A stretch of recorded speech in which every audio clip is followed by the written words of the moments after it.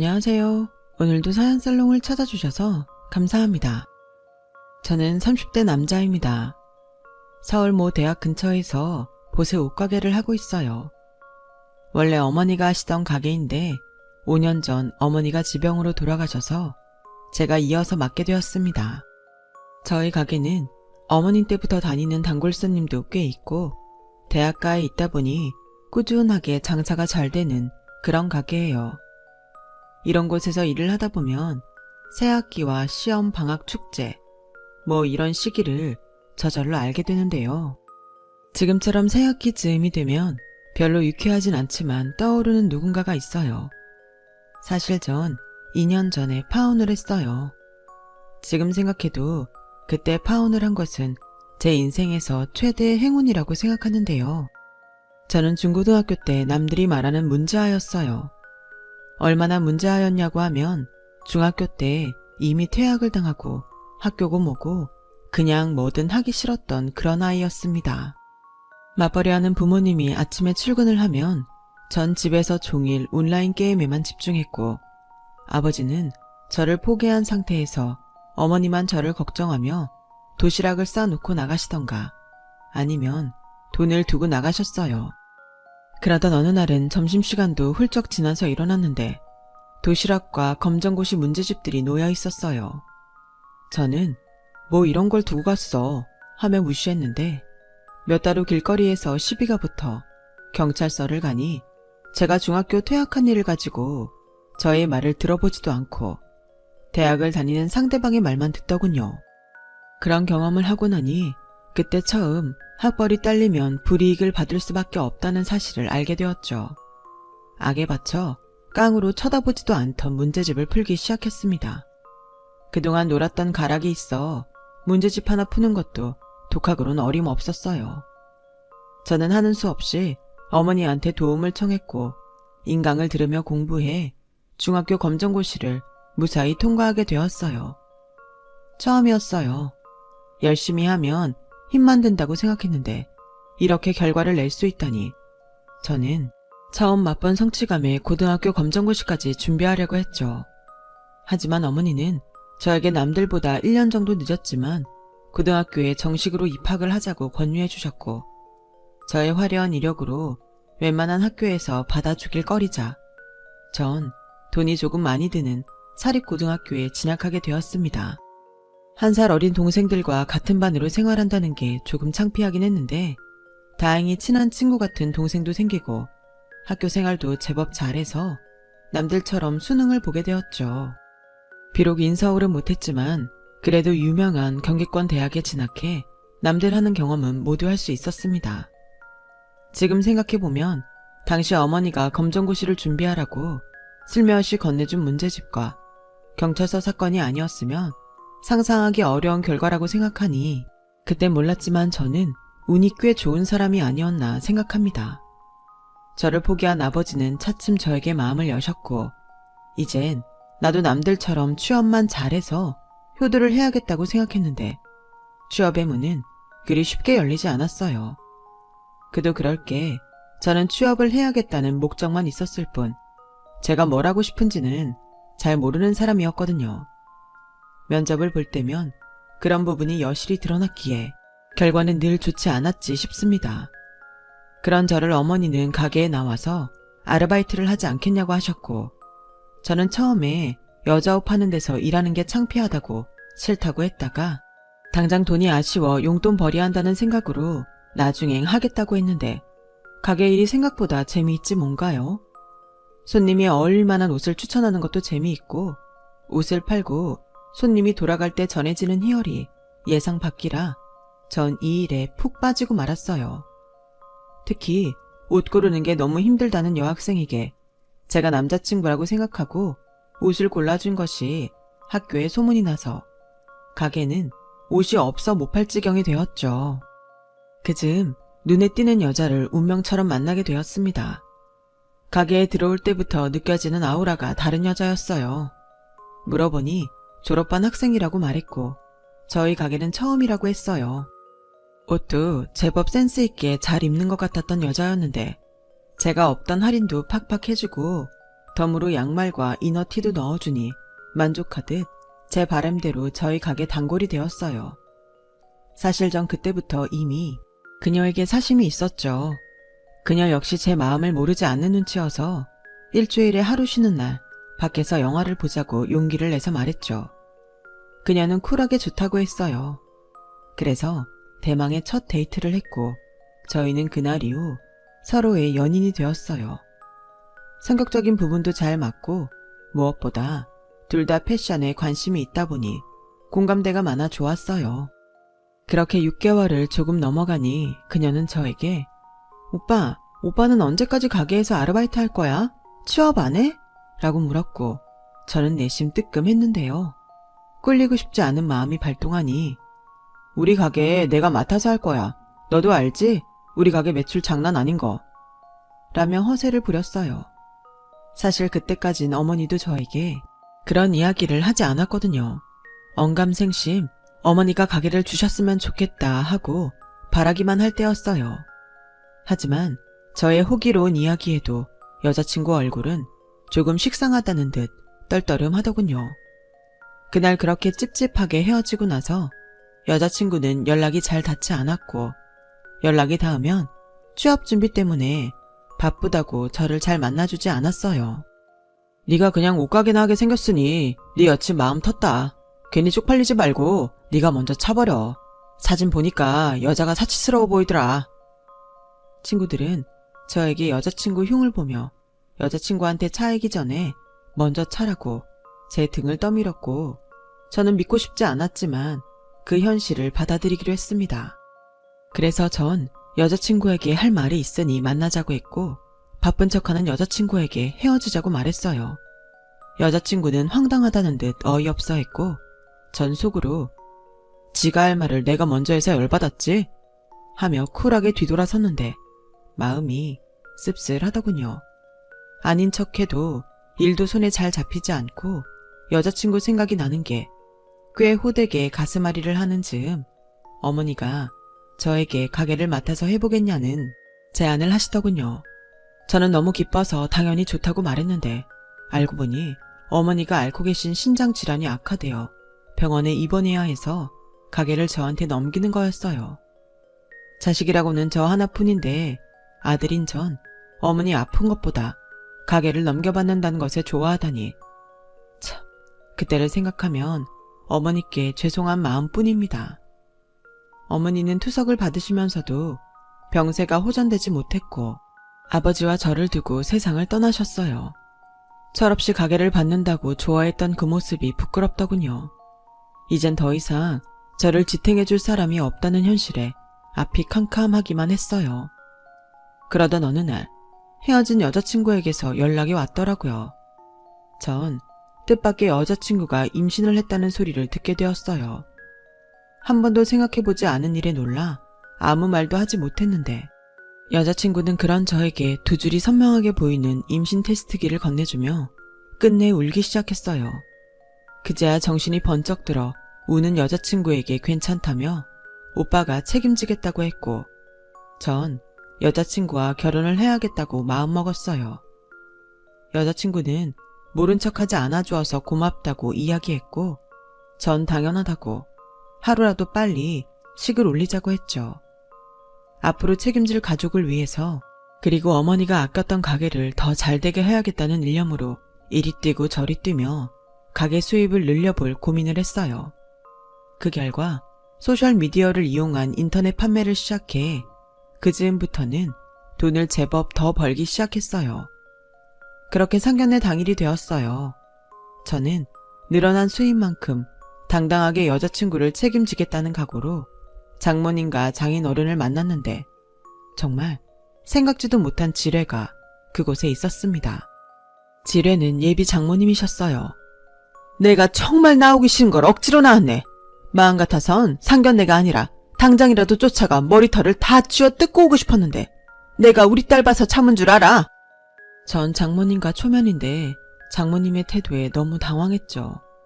물론 시집도 안 간 딸이 아이를 가졌다니 부모로서 뒤통수 맞은 기분에 제가 얼마나 괘씸했을까 이해는 갔지만 책임지고 잘 살아보겠다는 저에게 이렇게까지 면상에서 모욕을 주실 필요가 있나 생각도 들더군요.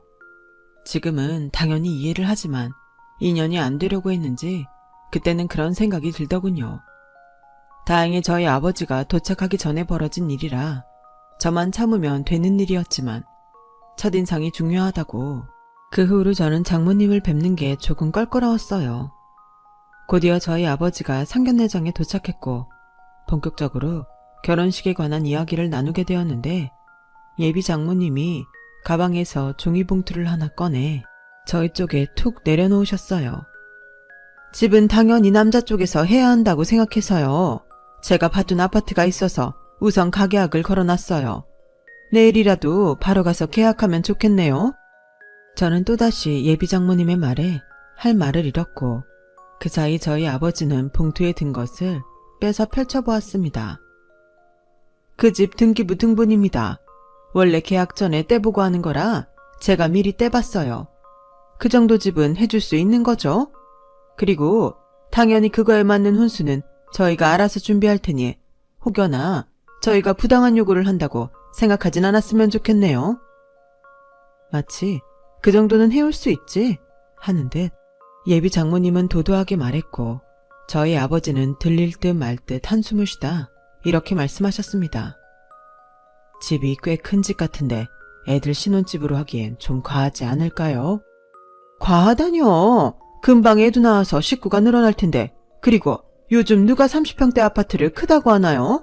설마 그 정도 할 능력이 없는 건 아니죠? 얼굴 창피하게 어디 전세나 작은 평수 생각하시면 곤란합니다. 예비 장모님은 어떤 이야기를 해도 소용이 없다는 듯 단단히 철벽을 쳤고 그 옆에 앉아있는 예비 장인어른과 제 여자친구는 말릴 생각은 없어 보여 저는 이 상황을 어떻게 해야 할까 착잡하기만 했죠. 그 뒤 집뿐만이 아니라 결혼식장이며 신혼여행, 결혼반지 브랜드 등 디테일하게 요구하셨어요. 전 그러면 혼수는 얼마나 대단하게 해오는지 궁금해서 물으니 어련히 알아서 해갈까? 자네, 내가 생각했던 것보다 욕심이 많은가 보네? 와, 저는 정말 너무 황당해서 하마터면 소리를 지를 뻔했습니다. 지금 이 자리에서 제일 욕심이 많은 사람이 누군데 나 참. 그렇게 뱃속에 아이가 없다면 당장이라도 업고 싶다는 충동을 꾹꾹 참으며 상견례를 마쳤고 저는 여자친구를 불러 이야기를 하자고 했어요. 원래 자기 어머니 저러셔? 아니면 내가 그 정도로 싫은데 억지로 시키려니 화가 나서 일부러 저러시는 거야? 오빠야말로 왜 그렇게 나를 세워? 필요 없는 거 해달라는 것도 아니고 다 필요하고 좋으니까 웬만하면 그렇게 하자는 거잖아. 그게 이렇게 기분 나쁠 일이야? 자기 같으면 기분 안 나쁘겠어? 보자마자 머리털 뽑으러 가려고 했다니. 원래 우리 엄마가 자식이 나 하나라 나만 생각하고 살아서 그래. 사실 임신했다고 했을 때 우리 엄마 쓰러지셔서 밥도 못 드시고 며칠을 앓으셨어. 여자친구는 그 말을 하면서 눈물까지 찔끔 보였어요. 저도 제가 잘했다는 건 아니지만 이 일이 이렇게나 제가 죄인이 되어야 하는 일인가 싶어 저는 답답하기만 했습니다. 하지만 집에 돌아와 아버지랑 이야기하곤 제가 부모의 마음을 모두 헤아릴 순 없으니 앞으로 처가에 잘 사는 모습을 보여드려서 제가 괜찮은 사람이란 걸 인정받아야겠다 마음을 고쳐먹었어요. 사실 집에 오면서 이 결혼하는 게 과연 맞는 걸까 고민을 엄청 했거든요. 그렇게 저는 예비 장모님이 원하시는 대로 그 주소의 아파트를 계약했어요. 고급 브랜드 아파트였는데 안을 살펴보니 거의 신축에 옵션도 웬만한 건 다 있었습니다. 그러면 안 되는데 혼수는 알아서 잘해가겠다는 장모님의 말이 계속 떠올라 일부러 꼼수를 부리시려 이렇게 옵션이 많은 집을 사라고 등 떠민 것이 아닌가 하는 생각이 들어 약이 올랐어요. 하지만 집은 재산이니까 무리를 해서라도 갖고 있어도 되지 하는 마음으로 쓰린 속을 달랬더랬죠. 뒤에도 결혼식장이며 신혼여행 코스, 결혼 반지까지 예비 장모님이 픽한 곳에 차례로 들러 계약을 하니 그 비용이 정말 어마무시하더라고요. 저는 원래 결혼이 이런 건가 싶어 친구 중에 결혼 빨리 한 놈에게 전화를 걸어 상담 겸 하소연을 했고 제 친구 놈은 만나자더니 그래도 뱃속에 있는 애를 생각해서 참아. 오히려 지금 잘못했다가 결혼 내내 이 일로 들들 볶인다. 차라리 돈을 쓰고 말지 하고 그냥 참아. 라며 저에게 술을 따라 주었어요. 친구 말을 듣고 생각해 보니까 결혼 준비하는 내내 저는 돈 계산에만 온통 정신이 팔려 있어서 정작 아내가 될 여자친구의 기분은 별로 헤아리지 못했다는 것을 알아차렸어요. 비로소 저도 장모님과 별반 다르지 않구나 싶어 더는 불만을 갖지 말자고 스스로 다짐했습니다. 마음을 비우니 확실히 스트레스는 적어졌고 저희는 스튜디오 웨딩 촬영을 하게 되었는데요. 제 여자친구는 몸매가 아니 상당히 좋은 편이었어요. 임신을 했으니 앞으로 몸이 변할 것을 생각하면 조금 아쉬운데 그날 첫 번째 웨딩드레스를 입은 여자친구를 보니 저는 정말 입을 떡 하고 벌릴 수밖에 없었습니다. 저뿐만이 아니었어요. 타이트하게 몸에 붙인 듯 보이는 웨딩드레스를 아주 훌륭하게 소화해낸 제 여자친구를 보며 스튜디오에 있는 모든 사람들은 모두 감탄을 금치 못했습니다. 정신없이 사진 촬영이 이어졌고 다음 드레스를 입고 또 다음 드레스를 입는데 모든 드레스가 몸에 맞춘 듯 타이트해서 전 조금 걱정이 되기 시작했어요. 불편하지 않아? 홀몸도 아닌데 괜히 무리하는 거 아닌지 모르겠다. 오빠 조용히 해. 여기 사람들 나 임신한 거 다 몰라. 괜히 얘기해봤자 말만 돌 것 같아서 얘기 안 했어. 그러니까 오빠도 조심해. 여자친구의 말을 듣고 황당했어요. 여자친구도 그렇고 장모님도 그렇고 원래 여자들은 혼전 임신에 대해서 이렇게나 죄 지은 듯 예민한가요? 뭐 다른 사람들은 아니라고 해도 달라질 것은 없지만요. 저는 아직 30도 되지 않은 여자친구가 속도 위반 결혼이라는 것이 창피하다고 생각하는 것 같아 최대한 맞춰주자고 생각했습니다. 덕분에 저희 스튜디오 촬영은 무사히 끝났고 사진도 아주 잘 나와서 여자친구와 장모님이 아주 많이 좋아하셨어요. 그렇게 결혼 준비는 나름 순조롭게 진행되었고 저는 결혼 준비로 바빠 소홀했던 가게 일에 모처럼 집중하고 있었는데 장모님께서 연락을 해서 둘이 잠깐 보자고 하시더군요. 말씀으론 별일 아니라고 하셨지만 벌써부터 장모 울렁증이 생긴 전 긴장이 되었어요. 그렇게 나간 자리에서 예비 장모님은 저에게 좋은 투자 자리가 있으니 돈을 넣어보면 어떠냐고 하셨어요. 내가 정말 너무 아까워서 그래. 내가 돈만 더 있었어도 거기 땅을 좀 사둘 건데 어떻게 자네가 좀 사두면 어떤가? 내가 100% 보장해. 거기 지금 아무것도 없지만 곧 기차역에 아파트에 장난 아닐 거거든. 전 장모님께 솔직히 돈이 있으면 모를까 지금은 결혼 준비하느라 돈이 없다고 말씀드렸어요. 그러자 표정이 싹 바뀐 예비 장모님은 한숨을 푹푹 쉬며 저에게 들리라고 혼잣말을 하셨습니다. 내가 이래서 장사나는 남자는 별 볼 일 없다는 거야. 내가 고작 저런 놈 주려고 내 딸을 고이고이 키웠나? 아우 아까워. 죄송해요 장모님. 하지만 제가 앞으로 돈 많이 벌어서 효은이도 태어날 애기도 정말 행복하게 살게 해주겠습니다. 아, 내가 효은이한테 들었는데 자네 중학교 퇴학당했다면서. 왜? 그게 사실 어릴 때 욱했던 사람이 나이 먹으면 그 버릇 못 고치고 나오거든. 괜히 우리 딸이랑 손자한테 욱해서 폭행하거나 막말하거나 그러는 거 아니야? 내가 정말 자네 생각하면 참이 불안해서 안 와. 전 듣다 그놈의 욱하는 성질에 5천만 원을 대출받아 장모님에게 드렸어요. 그러자 언제 막말을 했냐는 듯 태도를 바꿔 정서방이라 부르시면서 저에게 친절을 베푸시더라고요. 그날 저녁 전 술이라도 진탕 먹고 싶은 마음에 에라 모르겠다 하는 심정으로 친구들에게 연락을 했어요. 아직 총각이니 클럽이나 가서 놀고 싶었거든요. 당연히 여자친구가 알면 자긴 임신해서 술은 먹지도 못하는데 혼자 노냐고 비난받을 게 분명하니 일찌감치 너무 피곤해서 잔다고 거짓말을 했어요. 여자친구도 결혼 준비 때문에 피곤한지 알겠다고 자기도 일찍 잘 거라고 이야기하길래 기회는 오늘밖에 없다고 생각했죠. 저는 친구들과 오랜만에 즐겁게 몸을 풀며 술을 마셨어요.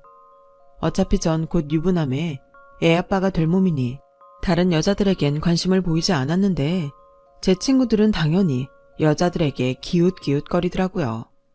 친구놈 중 하나가 인원수도 많고 여자들이 전부 예쁘다면서 밖에서 따라 나가 놀자고 했어요. 저는 별로 그러고 싶지 않다고 했지만 괜히 다 된 분위기에 재뿌리지 말라며 친구가 저는 아무 말 하지 말고 술만 먹으라며 저를 끌고 갔죠. 하는 수 없이 끌려가 여차하면 전 곧 결혼한다고 제 친구들이나 잘 부탁한다고 말할 셈으로 뒤늦게 다른 주점에 따라 들어가는데 거기에 황당하게도 여자친구가 있는 게 아니겠어요? 정말 네가 왜 거기서 나와? 라는 말이 절로 나오더군요. 그 순간 저는 술이 확 깼고 제 여자친구는 취기가 올라 실실 웃으며 자리에 앉아 익숙하게 폭탄주를 말고 있었습니다. 저는 순간 화가 머리끝까지 났고 여자친구의 손목을 거칠게 잡아 일으켰어요. 뭐야? 오빠. 너 지금 여기서 뭐해? 임신한 애가 지금 술을 얼마나 마신 거야? 너 미쳤어? 전 주변 시선 따윈 아랑곳하지 않고 소리를 질렀고 여자친구는 그제야 정신이 들었는지 어쩔 줄 몰라 했어요. 그런데 김효은, 너 임신했어? 너 지난주까지 그날이라고 했잖아. 조용히 해. 여자친구는 자기의 친구에게 인상을 팍 쓰며 짜증이 섞인 말을 했고 그 말을 들은 여자친구의 친구는 황당하고 기분이 나쁜 듯 자리를 박차고 나갔어요.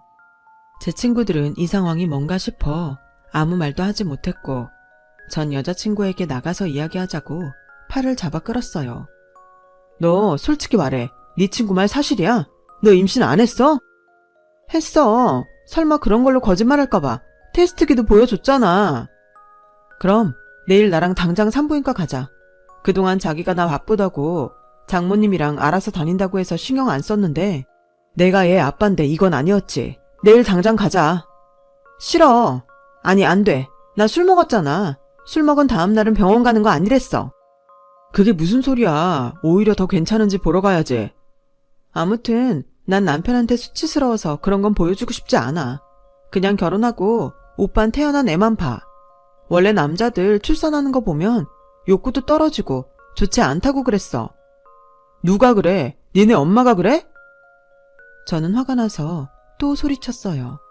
그 소리에 놀란 여자친구는 거의 울 것 같은 얼굴로 그렇게 의심이 되면 이 결혼 하지 마. 그냥 없던 걸로 해. 라며 저처럼 소리를 질렀고 곧 바닥에 주저앉아 울기 시작했어요. 저는 여자친구의 행동이 조금 수상하다고 생각했죠. 아무리 말랐어도 이제 제법 배가 나와야 하는 게 아닌가 싶은데 여자친구는 여전히 날씬했고 병원을 다닌다고 했는데 남들은 다 보여준다는 초음파 사진 한 장 본 적이 없었거든요. 저도 결혼 준비에 장모님의 황당한 요구에 정신이 팔려 확인하지 못한 잘못이 있지만 이 부분은 꼭 결혼식을 올리기 전에 확인해야겠다고 생각했습니다. 여자친구를 달랬어요. 곧 함을 가지고 처가에 가는 날이었기에 그날 장모님과 여자친구에게 뚜렷한 증거를 달라고 할 작정이었거든요. 여자친구는 제가 자기를 의심했다며 상처받은 얼굴로 눈물을 닦으며 집에 돌아갔어요. 저는 대학가에 여자친구를 알만한 사람이 있는지 소수문한 끝에 예전에 저와 처음 헤어지고 바로 다른 남자로 갈아탔다는 사실을 확인할 수 있었어요. 그리고 정말 하늘이 도왔다는 듯 제가 수소문한다는 소식을 듣고 여자친구가 갈아탔다는 남자가 가게로 저를 찾아왔어요.